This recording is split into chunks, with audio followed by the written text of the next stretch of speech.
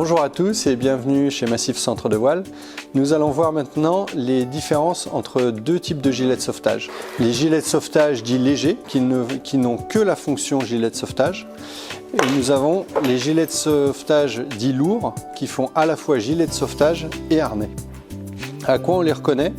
Les gilets lourds ont ce qu'on appelle des sous-cutales, des sangles qui passent entre les jambes et ont surtout un point fixe de façon à pouvoir s'accrocher avec la longe au bateau.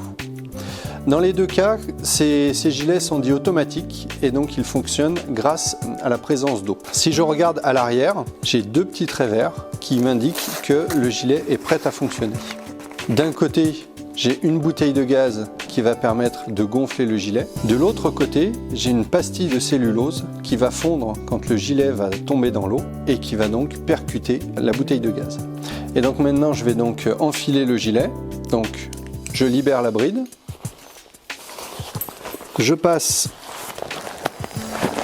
ma tête à travers. Je viens fermer le harnais donc, en remettant la bride correctement, donc exactement comme une ceinture de sécurité de voiture.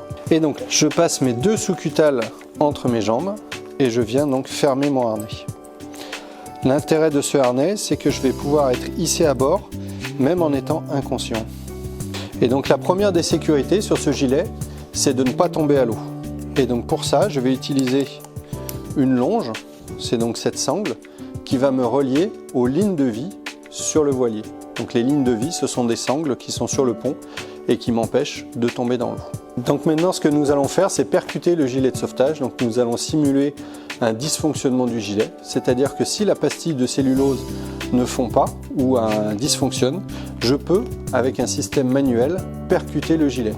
Donc je tire et donc mon gilet se gonfle automatiquement. Je peux voir donc les deux vessies avec des bandes rétro-réfléchissantes de façon à augmenter ma visibilité de nuit.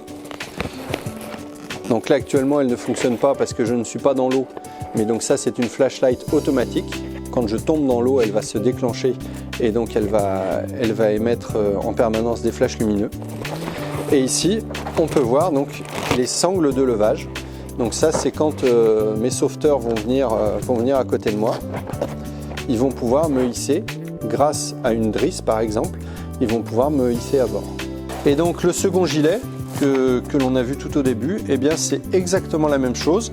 La vessie, la flashlight, enfin tous les équipements sont identiques. La seule différence, c'est le harnais. On voit que sur celui-là, on n'a pas de sous-cutale et surtout, on n'a pas de point d'accroche pour pouvoir s'accrocher au bateau directement. Donc à choisir, en hauturier, on va toujours préférer donc les gilets qui sont à la fois gilets et harnais.